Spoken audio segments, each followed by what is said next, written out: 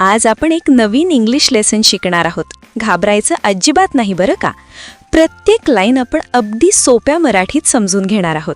कठीण शब्दांचे अर्थ पाहणार आहोत आणि पूर्ण वाक्याचा अर्थही छान समजून घेणार आहोत. प्रत्येक सेंटेन्स आपण शांतपणे एक एक करून समजून घेऊया. चला तर मग सुरुवात करूया. The house builder. House builder म्हणजे घर बांधणारा माणूस. द हाऊस बिल्डर म्हणजे जो हाऊस बिल्ड करतो, म्हणजे घर बांधतो तो माणूस. This is a story of a mason who worked for a building contractor. Mason म्हणजे गवंडी, कॉन्ट्रॅक्टर म्हणजे ठेकेदार. This is a story of a mason म्हणजे ही एका गवंड्याची गोष्ट आहे.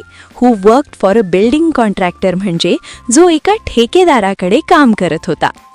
The mason always strove to do his work to perfection. Strove म्हणजे खूप प्रयत्न केला. Perfection म्हणजे परिपूर्णता. The mason always strove म्हणजे तो गवंडी नेहमी प्रयत्न करत असे. To do his work to perfection म्हणजे आपले काम अगदी बिनचूक आणि उत्तम करण्यासाठी. As soon as a house had been designed by the architect and details finalized by the engineer, the contractor would send for the mason and leave the responsibility of building the house to him.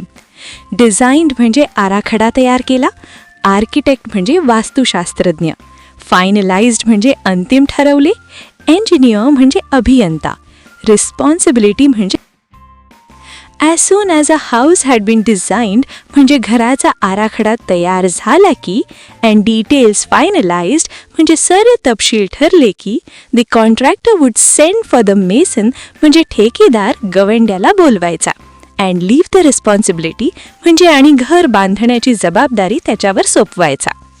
The mason would then, without wasting any time, start his work. Wasting म्हणजे वाया घालवणे. The mason would then म्हणजे मग तो गवंडी without wasting any time start his work म्हणजे मग वेळ न घालवता लगेच काम सुरू करत असे. He would take great interest in his work of building and do it with full dedication. Interest म्हणजे रस, dedication म्हणजे पूर्ण समर्पण. He would take great interest म्हणजे तो खूप रस घेऊन काम करत असे. In his work of building म्हणजे घर बांधण्याच्या कामात, and do it with full dedication म्हणजे आणि पूर्ण समर्पणाने ते काम करत असे. He made sure that he used the best construction material of high quality. The measurements of the walls, doorways, arches, etc. were perfect, and he gave an excellent and appealing finish to whatever he built. Construction material म्हणजे बांधकाम साहित्य, quality म्हणजे दर्जा, measurements म्हणजे मोजमाप, doorways म्हणजे दाराची जागा, arches म्हणजे कमानी, अपीलिंग म्हणजे आकर्षक, फिनिश म्हणजे शेवटचा सुंदर स्पर्श. He made sure that he used the best construction material म्हणजे त्याने खात्री केली की तो उत्तम दर्जाचे बांधकाम साहित्य वापरत असे. Of high quality म्हणजे उच्च दर्जाचे. The measurements were perfect म्हणजे भिंती, दारे आणि कमानी यांचे मोजमाप अचूक ठेवत असे. And he gave an excellent and appealing finish म्हणजे आणि शेवटी खूप सुंदर आणि आकर्षक फिनिशिंग देत असे to whatever he built म्हणजे जे काही तो बांधत असे त्याला. The owners of the new houses built would be more than satisfied with the construction. Owners म्हणजे मालक, satisfied म्हणजे समाधानी, construction म्हणजे बांधकाम. The owners of the new houses built म्हणजे नवीन घरांचे मालक would be more than satisfied म्हणजे खूपच समाधानी होत असत with the construction म्हणजे त्या बांधकामामुळे.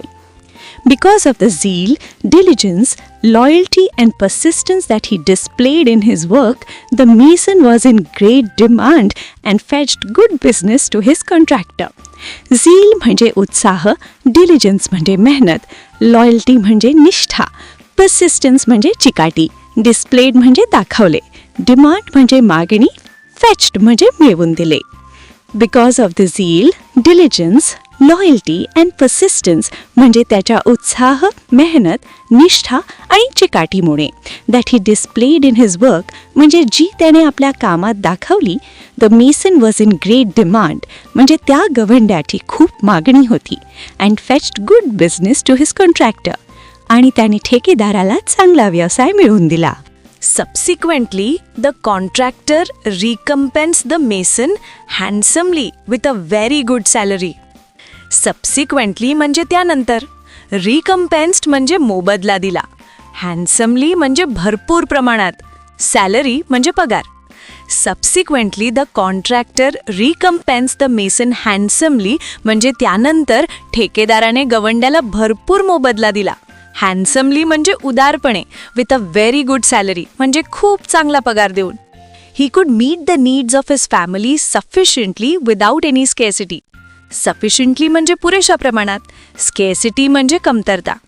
ही could meet the needs of his family sufficiently म्हणजे तो आपल्या कुटुंबाच्या गरजा पुरेशा प्रमाणात भागू शकत होता, विदाउट एनी स्केसिटी म्हणजे कोणतीही कमतरता न ठेवता.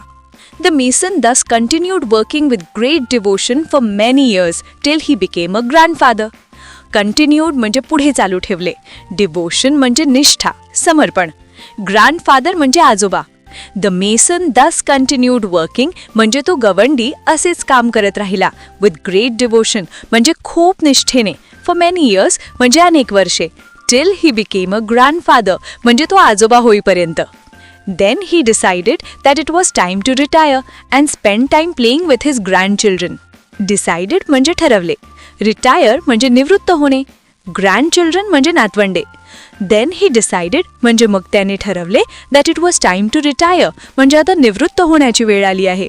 And spend time playing with his grandchildren म्हणजे आपल्या नातवंडांबरोबर खेळत वेळ घालवायचा.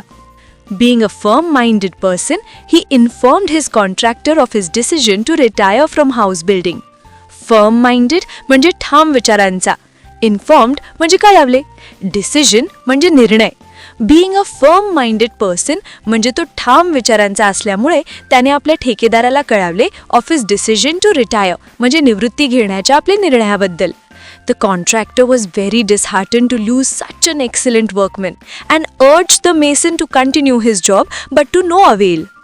Disheartened म्हणजे खूप दुःखी झाला, to lose such an excellent workman म्हणजे असा उत्कृष्ट कामगार गमावणार म्हणून, and urged the mason to continue his job म्हणजे त्याने गवंड्याला काम चालू ठेवण्यासाठी आग्रह केला, but to no avail म्हणजे पण त्याचा काही उपयोग झाला नाही. The mason had made up his mind and refused to carry on. Made up his mind म्हणजे पक्का निर्णय घेतला, रिफ्युज्ड म्हणजे नकार दिला, कॅरी ऑन म्हणजे पुढे चालू ठेवणे. The mason had made up his mind म्हणजे गवंड्याने पक्का निर्णय घेतला होता, and refuse to carry on म्हणजे पुढे काम चालू ठेवण्यास नकार दिला. अरे यार, तुम्ही अजून व्हिडिओला लाईकच केलं नाही. काय रे, आवडलं नाही का व्हिडिओ? जर खरंच ही स्टोरी समजत असेल आणि माझं सांगणं आवडलं असेल तर आत्ताच एक जोरदार लाईक करून टाका बरं. चला पटकन करा, मगच आपण पुढच्या भागाकडे वळूया. केलं? नक्की? चला तर मग. Finally, the contractor convinced the mason to build one last house on a beautiful and convenient site as a special favor. Finally म्हणजे शेवटी, convinced म्हणजे पटवून दिले, convenient म्हणजे सोयीस्कर, special favor म्हणजे खास उपकार म्हणून.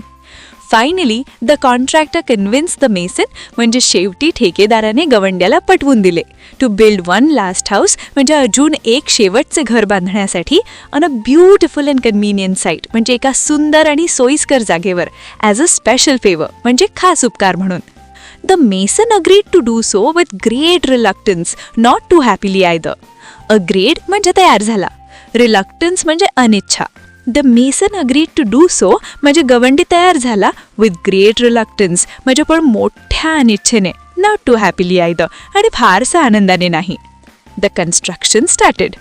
Construction म्हणजे बांधकाम. The construction started म्हणजे बांधकाम सुरू झाले. It was a most beautifully designed house to be built at a sought after location. Beautifully designed म्हणजे सुंदर आराखड्याचे घर. Sought after म्हणजे सर्वांना हवेसे वाटणारे. लोकेशन म्हणजे जागा.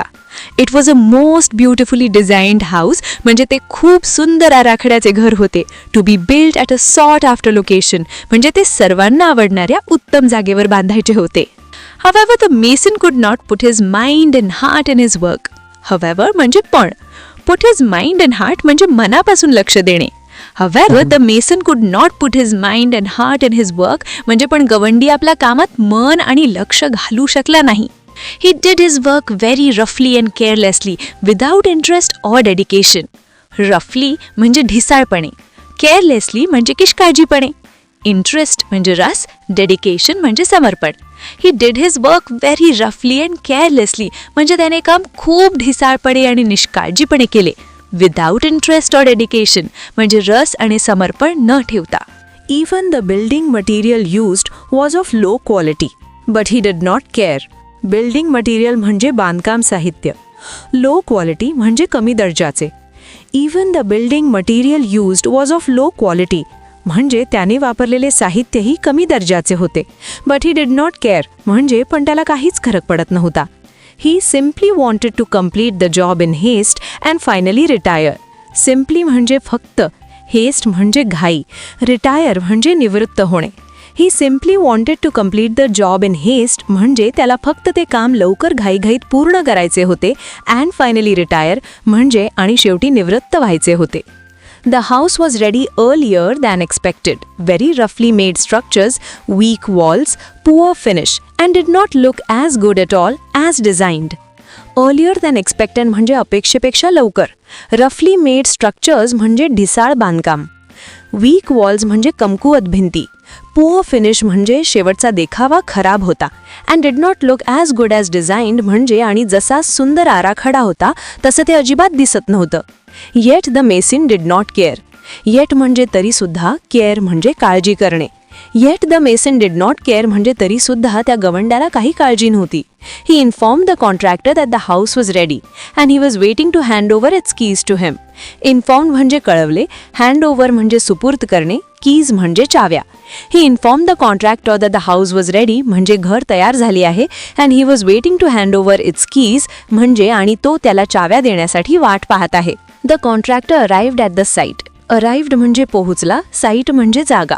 The contractor arrived at the site म्हणजे ठेकेदार त्या जागी पोहोचला. He had a file of legal documents in his hand.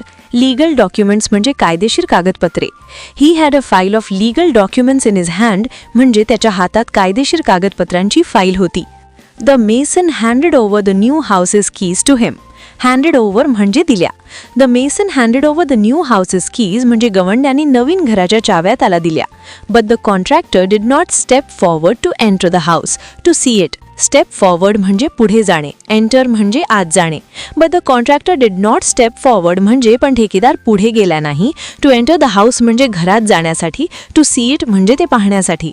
Instead, with a broad smile, he handed over the file along with the house keys to the mason and said in a beaming happy tone, instead म्हणजे प्राऐवजी मोठ्या हसऱ्या चेहऱ्याने he handed over the file along with the house keys to the mason म्हणजे त्याने file आणि घराच्या चाव्या गवंड्याच्या हातात दिल्या. and said in a beaming happy tone आणि आनंदाने म्हणाला, these are the ownership documents of this new house in your name म्हणजे या घराची मालकी हक्काची कागदपत्रे तुमच्या नावावर आहेत. the house is yours म्हणजे हे घर तुमचंच आहे. I had planned it as a gift for you. लक्षात ठेवा, इंग्लिश अवघड नाही. रोज थोडं थोडं वाचलं, अर्थ समजून घेतला तर तुम्ही नक्कीच चांगलं शिकणार. आत्मविश्वास ठेवा आणि अभ्यास नियमित करा. पुढच्या व्हिडिओमध्ये आपण या लेसनवर आधारित प्रश्नोत्तरं, ॲक्टिव्हिटी किंवा पुढचा भाग पाहणार आहोत. त्यामुळे पुढचा व्हिडिओ चुकवू नका. चला मग पुन्हा भेटूया पुढच्या भागात. अभ्यास करा, आनंदी रहा. व्हिडिओ आवडला असेल तर लाईक या बटनावर क्लिक करा, चॅनलला सबस्क्राईब करा आणि तुमच्या मित्रमैत्रिणीला हा व्हिडिओ शेअर करा. कॉमेंट बॉक्समध्ये तुमचे नाव व गावाचे नाव कॉमेंट करा.